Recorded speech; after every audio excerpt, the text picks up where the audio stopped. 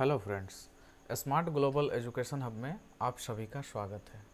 Civil सेवा परीक्षा की आज की इस कड़ी में हम चर्चा करेंगे सीएसई क्रैक कोड पार्ट 2 या फिर हाउ टू रीड के बारे में।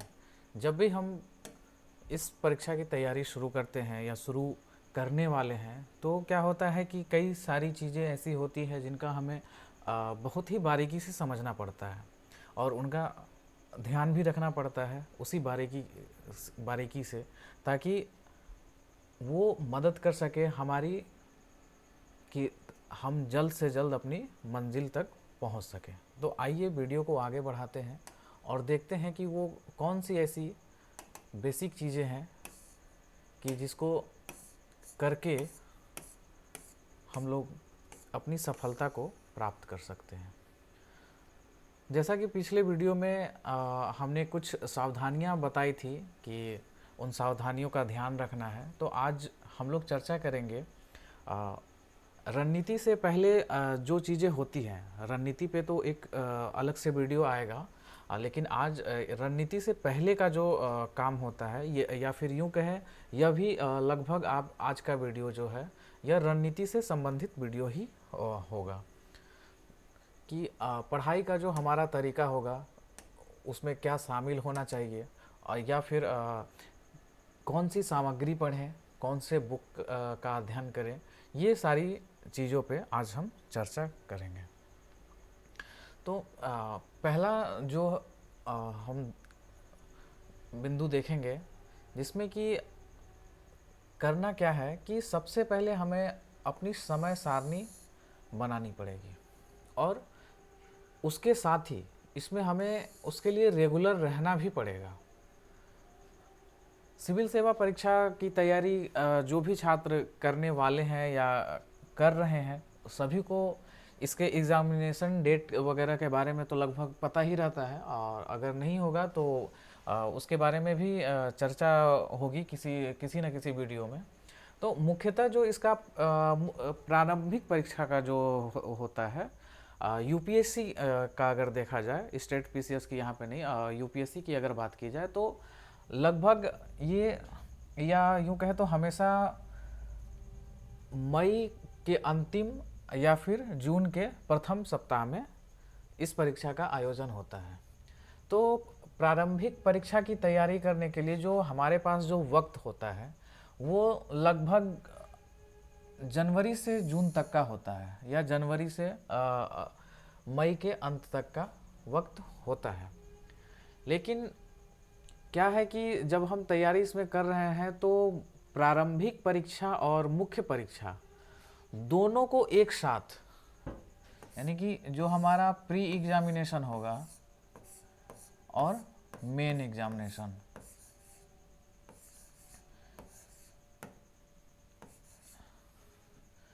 इन दोनों को साथ में लेकर तैयारी करना है। तो सबसे पहले हम अपनी समय सारणी बनाएंगे और उसमें प्रयास करेंगे कि हम उसमें रेगुलर रहें।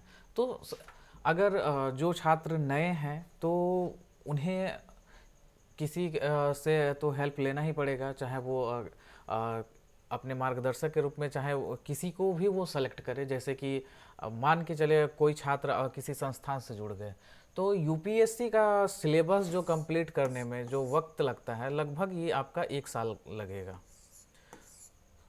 तो ये 1 साल क्या करना है कि सिर्फ सिलेबस कंप्लीट करने में हमें 1 वर्ष दे देना है, ताकि जो इसके सिलेबस में जितने भी विषय हैं उन सभी की अच्छी जानकारी हमें हो जाए, ताकि आने वाले एग्ज़ाम में हम कुछ बेहतर कर सकें।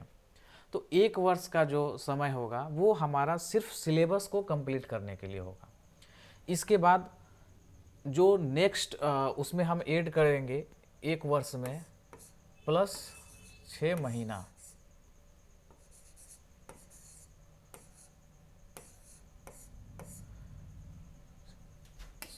छः महीने का जो वक्त होगा ये क्या होगा इसके लिए कि इसमें हम रिवीजन का काम करेंगे।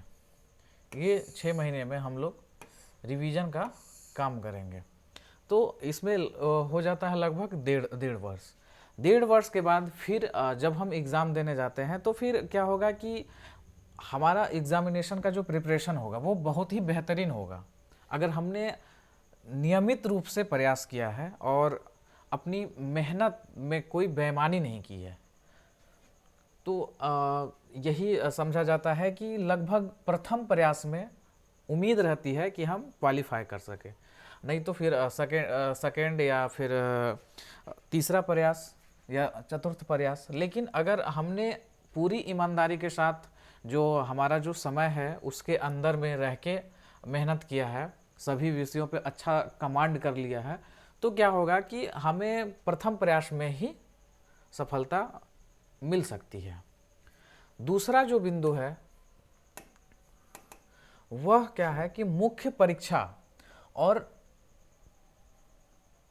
प्रारंभिक परीक्षा दोनों को एक साथ में रख के तैयारी करना है।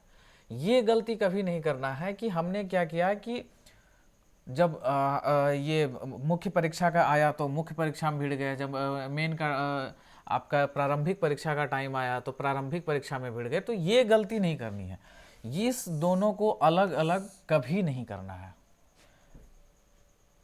जब भी तैयारी करें तो इन दोनों को साथ में लेकर तैयारी करें, क्योंकि सिविल सेवा परीक्षा की तैयारी वो प्री की तैयारी नहीं होती है, वो मेंस की ही तैयारी होती है। जब हम मेंस का तैयारी करेंगे तो मेंस की तैयारी के साथ साथ ही हमारा जो है वो प्री एग्जामिनेशन का भी प्रिपरेशन हो जाता है। बस होता क्या है कि जो ये जनवरी से जून हमने जो यहाँ पे लिखा हुआ है, तो इसमें क्या है कि ये प्रारंभिक परीक्षा के लिए हमें थोड़ा सा ज़्यादा मेहनत करने की ज़रूरत पड़ती है, जिसके लिए लगभग 120 दिन काफ़ी होता है। 120 दिन जनवरी से जो जून का होता है, समय होता है, तो लगभग ऐसा मान के चला जाता है कि 120 दिन किसी भी प्रारंभिक परीक्षा के लिए बहुत ही ज़्यादा वक्त हो जाता है। तो यह 120 दिन में हम जो है स्पेशल प्री पे थोड़ा सा ज़्यादा कमांड करने लगते हैं, और बाकी जो हमारा जो समय है, जो हमने समय अपना बनाया है, उसमें क्या है कि हम दोनों को एक साथ लेके चलेंगे। ऐसा नहीं कि मुख्य परीक्षा को अलग कर दिए, प्रारंभिक परीक्षा को अलग कर दिए, ये गलती कभी नहीं करनी है। हमेशा मुख्य परीक्षा और प्रारंभिक परीक्षा को साथ लेके चलना है। जब सिलेबस कंप्लीट हो गया, इसके बाद जब हमने एग्जामिनेशन के लिए फॉर्म फिलअप कर दिया, तो फिर यह ध्यान रखना है कि जनवरी से जून यानी 120 दिन का जो हमें टारगेट लेके चलना है, इस 120 दिन पे प्री एग्जामिनेशन पे ज़्यादा कमांड करना है, ताकि प्री अगर हम क्वालिफाई कर लेते हैं तो फिर हम मेंस में कुछ अच्छा कर सकते हैं। तो यह ध्यान रखना है कि 120 दिन का टारगेट अपना फिक्स करना है। वह किस लिए? तो प्री एग्जामिनेशन के लिए। अब आगे की ओर देखते हैं। तो आगे में क्या है कि जो आता है हमारा नेक्स्ट, वो है विगत वर्षों के प्रश्नों का अध्ययन करना। विगत वर्षों के प्रश्नों का अवलोकन करना। जैसा कि मान के चले कि हमने 23 में एग्ज़ाम देना है, तो क्या करेंगे कि 23 से पहले 22, 21, 20, 19, 15 जितने भी वर्ष के जो आते हैं प्रश्न जो कि पूछे जा चुके हैं, उन सभी का एक सही तरीके से अवलोकन कर लेंगे। इससे क्या होता है कि हमें परीक्षा में पूछे जाने वाले प्रश्नों की प्रकृति के बारे में पता चलता है कि प्रश्न मुख्यतः किस आधार पे होंगे, उनका तरीका क्या होगा, उनका क्राइटेरिया क्या होगा, कि प्रश्न कहाँ से अत्यधिक पूछे जा सकते हैं, या किस क्षेत्र से प्रश्न आएंगे, किस क्षेत्र से नहीं आएंगे या कम आने के चांस होंगे। हालांकि ऐसा तो नहीं होता है कि मतलब एकदम नहीं आए, लेकिन कुछ प्रश्न आते हैं, कुछ प्रश्न नहीं आते हैं, अलग अलग वर्षों में आते हैं, लेकिन प्रश्न लगभग हर क्षेत्र से पूछे जाते हैं ये सिविल सेवा परीक्षा में। इसलिए विगत वर्षों के प्रश्नों का सही तरीके से अवलोकन अवश्य करें। अब अगले बिंदु की हम बात करें तो अगला बिंदु जो हमारा हो जाता है वो क्या है कि एनसीईआरटी।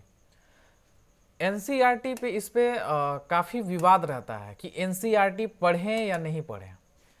तो जो हमारे मन में कन्फ्यूज़न होता है कि हम एनसीईआरटी पढ़ें या नहीं पढ़ें, तो उनके लिए मैं एक बात कहना चाहूँगा कि एनसीईआरटी ज़रूर पढ़ें।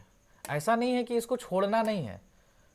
एनसीईआरटी 6 से 12 ये क्या होता है कि ज़रूरत के हिसाब से करना पड़ता है। जैसा कि ज़रूरी नहीं है कि हर सब्जेक्ट के लिए हर एनसीईआरटी सही हो। इसका अपना, जैसे हमने एनसीईआरटी की बुक खरीद ली तो उसमें देख लेंगे कि कौन सा विषय कौन से क्लास से संबंधित और ज़्यादा सही है। उस अकॉर्डिंग क्या करेंगे कि एनसीईआरटी को उससे कोरिलेट करके पढ़ लेंगे। तो ऐसे में हमारा वक्त भी बच जाएगा और एनसीईआरटी कंप्लीट भी हो जाएगा। इसके साथ ही क्या करना है कि एनसीईआरटी जब भी हम पढ़ रहे हैं तो इसका शॉर्ट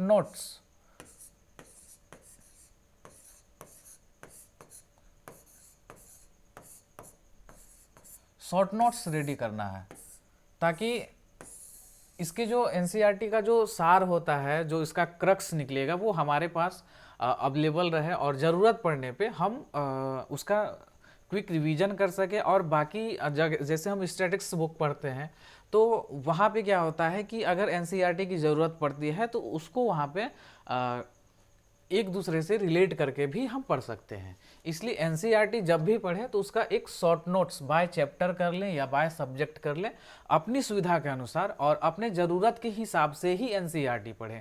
ये ना कि अब लगातार कंटिन्यू भी किसी टॉपर ने बोल दिया या फिर किसी विशेष व्यक्ति ने कह दिया कि एनसीईआरटी पढ़ना है। आजकल के लगभग हर एक इंटरव्यू में आपको ये सुनने को मिल जाता है कि एनसीईआरटी पढ़े, एनसीईआरटी पढ़े। एनसीईआरटी पढ़ना है, ऐसा नहीं है कि नहीं पढ़ना है, लेकिन पढ़ना है कैसे? अपने ज़रूरत के अकॉर्डिंग। अब नेक्स्ट बिंदु की हम बात करें तो वो हो जाता है हमारा स्टैटिक्स बुक। जैसे कि स्टैटिक्स बुक में आप एम लक्ष्मीकांत ले लेते हैं। अगर अदर सब्जेक्ट की बात की जाए, जैसे आर्ट एंड कल्चर की, तो नितिन सिंघानिया जी की बुक आती है, तो वो पढ़ लेते हैं। तो अब यहाँ पे भी ये ध्यान रखना पड़ता है कि जो हम स्टैटिक्स बुक ले रहे हैं, जिसका हम हेल्प ले रहे हैं, तो क्या होता है कि उसमें भी सारा चैप्टर हमें कंप्लीट नहीं करना रहता है। उसमें भी उसको ज़रूरत के हिसाब से हमें देखना पड़ता है। इसलिए मैंने यहाँ पे मेंशन कर दिया है कि ज़रूरत के हिसाब से। जैसे नितिन सिंघानिया की अगर हम बुक उठाते हैं तो टोटल बुक ऐसे क्या है कि जैसे हमारे पास वक्त है तो हमने क्या किया कि नितिन सिंघानिया का टोटल एक बार कंप्लीट कर लिया बुक, या और वक्त है हमारे पास तो हमने 2 बार कंप्लीट कर लिया।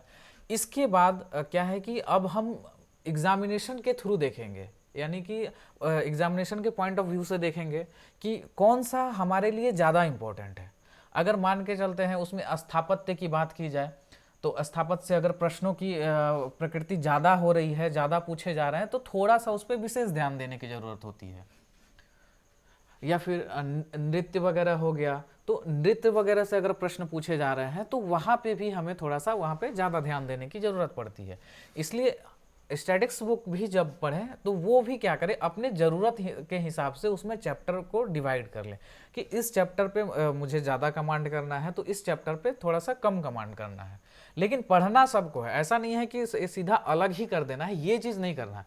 हमारे पास वक्त है, हमने किसी भी एक बुक को उठाया, सबसे पहले उसे कंप्लीट किया, कंप्लीट करने के बाद फिर अब पॉइंट ऑफ एग्जामिनेशन के पॉइंट ऑफ व्यू से देखेंगे कि अब इसमें, जैसे कि हमने बोला कि विगत वर्षों के प्रश्नों का अवलोकन करें, तो इससे क्या पता चल जाता है, अगर हम प्रीवियस ईयर क्वेश्चन देखते हैं तो उससे पता चल जाता है कि कौन से चैप्टर से प्रश्न ज़्यादा आ रहे हैं, या लगातार जैसे लगातार 2 वर्ष जो है स्थापत्य से आ गए, या लगातार 2 वर्ष जो है नृत्य से आ गए। तो ये हमें पता चल जाता है प्रीवियस ईयर क्वेश्चन को देखने से या उसको हल करने से। ठीक है, अब नेक्स्ट हम लोग देखते हैं कि जो नेक्स्ट रोल प्ले करता है एग्जामिनेशन में वो होता है हमारा पेपर प्लस में मैगजीन। जैसे होता है कि बहुत सारे बच्चों ने लगभग जो सिविल सेवा की तैयारी करते हैं उन्होंने किसी न किसी संस्थान से जुड़े होते हैं। लगभग जो ग्रामीण क्षेत्र के बच्चे होते हैं वो वो भी अभी जैसे कि ऑनलाइन का ज़माना है तो लगभग ऑनलाइन से जुड़े ही रहते हैं।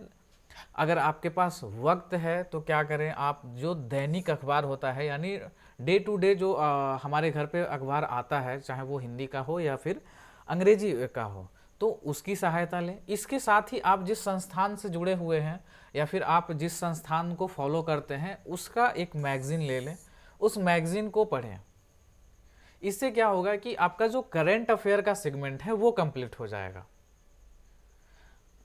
अगर हिंदी अखबार की बात की जाए तो इसमें आप दैनिक जागरण का सहायता ले सकते हैं, जो कि दैनिक जागरण अगर आप पढ़ रहे हैं तो वो क्या होना चाहिए कि आपका राष्ट्रीय संस्करण वाला होना चाहिए। या फिर अगर आप द हिंदू पढ़ रहे हैं तो ये बहुत ही अच्छी बात है कि आप द हिंदू पढ़ रहे हैं।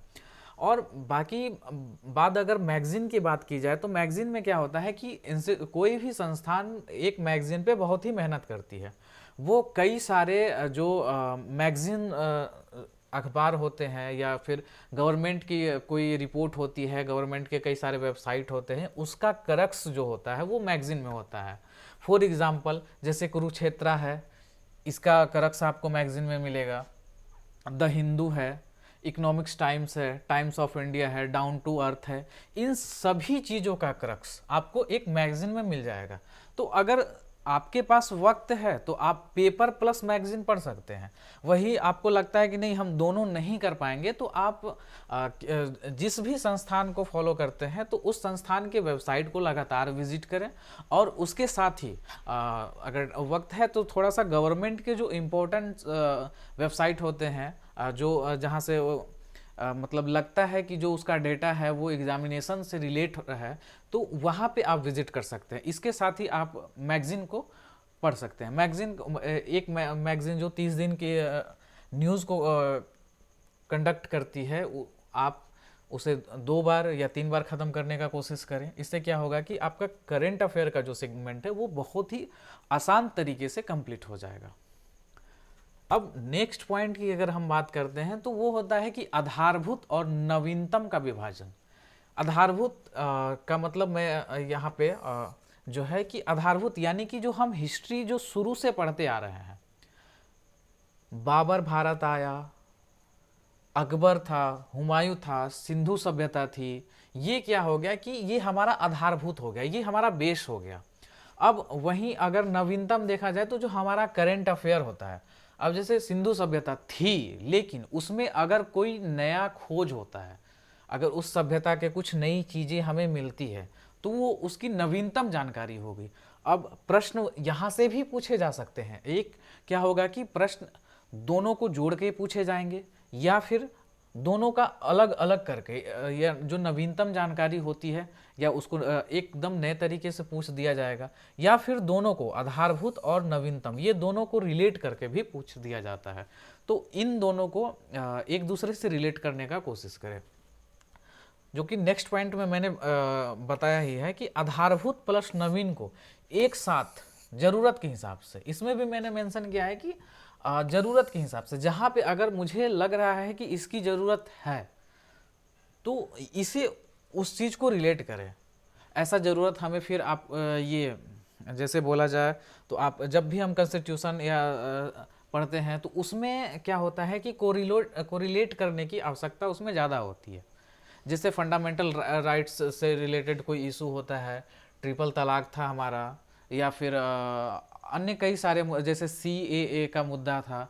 तो ये सारे मुद्दे क्या होते हैं कि दोनों एक दूसरे से, जो हमारा बेस होता है, जो हमारे संविधान में वर्णित है, इसके बाद जो उसमें अमेंडमेंट हो रहा है, जो मौजूदा सरकार के द्वारा जो नया बिल उसमें लाया जा रहा है, जो ऐड किया जा रहा है, कुछ नई चीज़ें वर्तमान वक्त के हिसाब से उसमें अगर कुछ ऐड की जा रही है तो उन सभी चीज़ों का उसमें ध्यान रखते हुए एक दूसरे से रिलेट करके पढ़ना है। इससे क्या होगा कि हमारी जानकारी का दायरा बढ़ेगा और हम एग्जाम में अच्छा करने का कोशिश कर पाएंगे।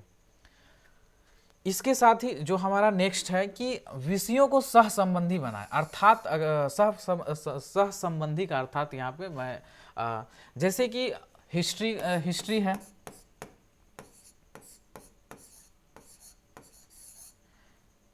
है, ठीक। तो हिस्ट्री में क्या है कि इसमें कई सारे ऐसी चीज़ें हैं जो कि हम अदर सब्जेक्ट से रिलेट कर सकते हैं।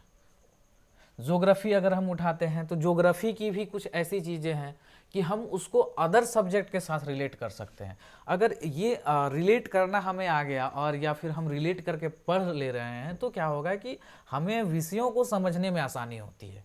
जैसे ज्योग्राफी का सेगमेंट अगर हम उठाते हैं तो उसमें ह्यूमन ज्योग्राफी, इकोनॉमिकल ज्योग्राफी। तो इकोनॉमिकल ज्योग्राफी जो है हमारा वो क्या होगा कि इकोनॉमिक्स से रिलेट हो जाएगा।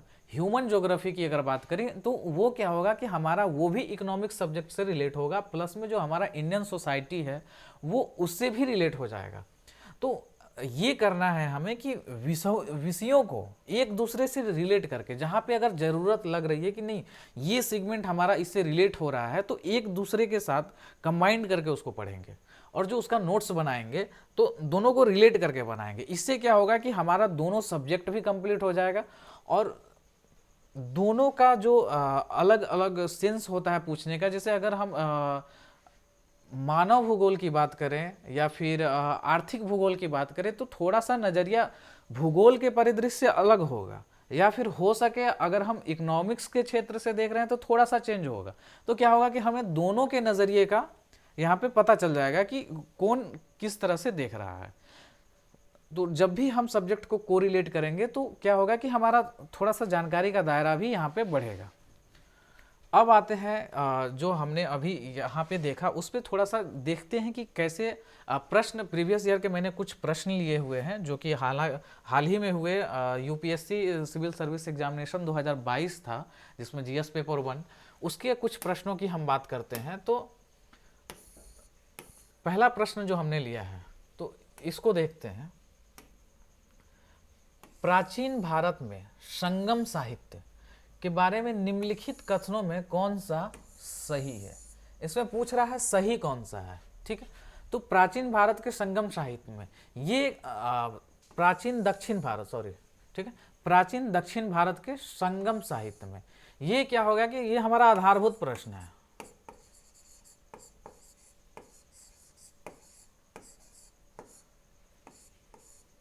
आधारभूत प्रश्न है।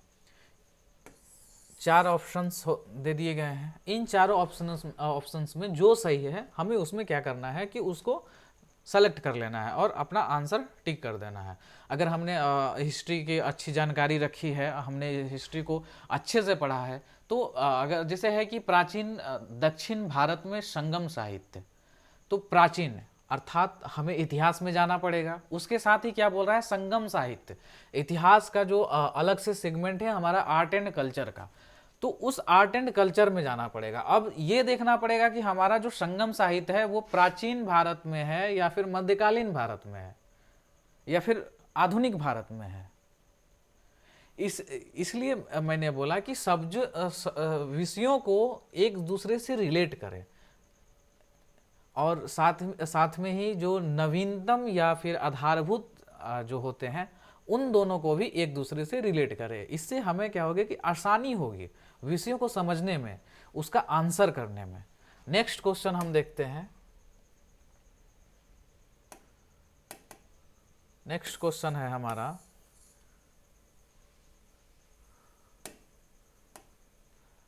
हाल ही में हैदराबाद में भारत के प्रधानमंत्री द्वारा रामानुज की आसन मुद्रा में विश्व की दूसरी सबसे ऊंची मूर्ति का उद्घाटन किया गया। निम्नलिखित कथनों में कौन सा एक रामानुजन की शिक्षाओं को सही निरूपित करता है। अब इस सब्जेक्ट को देखें, जो मैंने बात किया था कि आधारभूत और नवीनतम, तो यहाँ पे फिर से प्रश्न पढ़ते हैं कि हाल ही में हैदराबाद में, यानी हाल ही में वर्तमान समय में या कुछ दिन पहले, हो सके 2 महीने 3 महीने या 4 महीने, तो हाल ही में हैदराबाद में भारत के प्रधानमंत्री द्वारा रामानुजन की आसन मुद्रा में विश्व की दूसरी सबसे ऊंची मूर्ति, यहाँ पे हमें पता चल गया कि विश्व की दूसरी सबसे ऊंची मूर्ति कौन है, तो रामानुजन की है। वो किस मुद्रा में है, तो आसन मुद्रा में है। दूसरा ये क्या हो गया कि ये नवीनतम हो गया, ठीक है, कि हमें ये पता चल गया। अब जैसे कि पीसीएस हम अगर देखें, जो स्टेट सर्विस कमीशन होता है, उसमें क्या होता है कि इस प्रकार से प्रश्न नहीं पूछे जाते हैं। उसमें डायरेक्टली प्रश्न होगा कि विश्व की सबसे दूसरी ऊंची प्रतिमा किसकी है, तो रामानुजन की है। तो इस हिसाब से उसमें क्या होगा कि एक प्रश्न हमारा यहाँ से सॉल्व हो जाएगा। अब वही अगर हमने आधारभूत और नवीनतम दोनों को ऐड किया हुआ है तो यहाँ से हमें क्या होगा कि हमें पता चलेगा। नवीनतम में हमने देखा कि हैदराबाद में प्रधानमंत्री द्वारा रामानुजन की आसन मुद्रा में विश्व की सबसे ऊंची, दूसरी सबसे ऊंची मूर्ति का उद्घाटन किया गया। और दूसरे लाइन में क्या बोल रहा है कि रामानुजन की शिक्षाओं को सही निरूपित कर रहा है, यानी कि ये जो ऑप्शंस दिए गए हैं इनमें हमें बताना है कि जो रामानुजन की शिक्षा थी, जो रामानुजन के द्वारा उस वक्त में जो शिक्षाएं दी गई थी, समाज में जो शिक्षाओं का उन्होंने अपना प्रचार किया था, तो उन शिक्षाओं को ये कौन सी लाइन सही निरूपित करती है, यानी कि उसका सही अर्थ बता रही है या सही उसका सही मायने बता रही है कि ये उनके शिक्षा का मूल था। पहला देखा हमने कि मोक्ष प्राप्ति का सर्वोत्तम साधन भक्ति है। मोक्ष प्राप्ति का सर्वोत्तम साधन भक्ति है। अगर हमने ये क्या है कि ये करंट अफेयर में आपका आया होगा, ठीक है, हमने करंट अफेयर में पढ़ लिया। अब जब हमने करंट अफेयर पढ़ा तो करंट अफेयर को देख लिया कि हमने रामानुजन से रिलेटेड आया। अब रामानुजन के बारे में हो सके हमने हिस्ट्री में नहीं पढ़ा हो या किसी कारणवश वो हमसे छूट गया हो, तो हम क्या करेंगे, फौरन इस चीज़ को हिस्ट्री में देख लेंगे कि हिस्ट्री में रामानुजन के बारे में क्या बातें की गई है। अगर इस तरह से हम रिलेट करके पढ़ेंगे तो इस प्रकार के प्रश्न को हम आसानी से हल कर सकते हैं। अभी जैसा कि सिविल सेवा परीक्षा की जो प्रश्नों की प्रकृति होती है लगभग यही होती है कि जो बेसिक होता है और जो करंट होता है दोनों को रिलेट करके प्रश्न बनाए जाते हैं और उससे उसको ही पूछा जाता है। ठीक है, तो अब आगे बढ़ते हैं अब नेक्स्ट क्वेश्चन के तरफ में। और सॉरी, नेक्स्ट क्वेश्चन नहीं है हमारा, हमने 2-3 ही क्वेश्चन लिए थे समझाने के लिए। अगर वीडियो पसंद आई तो आप लोग लाइक और सब्सक्राइब करेंगे। आज के लिए इतना ही, अब मिलते हैं नेक्स्ट वीडियो में। धन्यवाद।